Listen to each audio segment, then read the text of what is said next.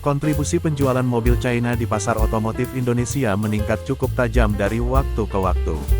Tak pelak, persaingan di antara pabrikan China di Indonesia semakin panas di bulan Oktober ini.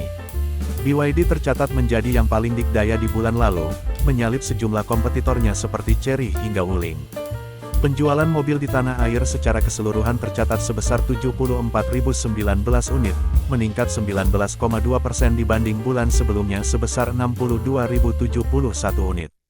Kenaikan penjualan ini tidak terlepas dengan melonjaknya penjualan BYD di bulan Oktober.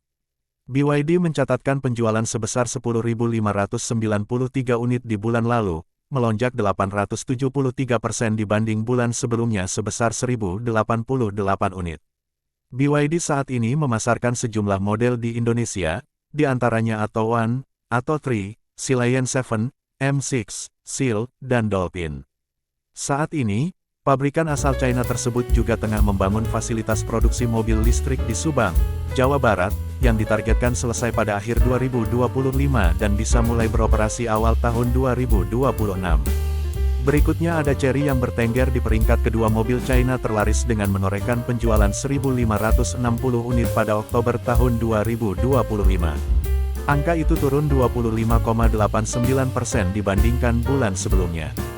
Sederet model yang dipasarkan Chery, di antaranya Chery J6, Chery E5 EV, hingga Tiggo 8 CSH yang dirakit lokal di pabrik PT Handal Indonesia Motor (HIM) di Bekasi, Jawa Barat. Di posisi ketiga ada Wuling yang meraih penjualan sebanyak 1.415 unit. Sejumlah mobil listrik Battery Electric Vehicle (BEV) yang menopang penjualan Wuling diantaranya Wuling Air EV, Bingo EV, dan Cloud EV yang dirakit lokal di Cikarang, Jawa Barat. Selain itu, ada juga Darion EV yang baru saja diluncurkan. Keempat ada Aeon dengan wholesale sebesar 417 unit. Posisi kelima ditempati oleh Morris Garage AMG yang terjual sebanyak 222 unit. Keenam ada JWM yang kali ini terjual sebanyak 221 unit. Ketujuh Denza dengan wholesale sebesar 192 unit.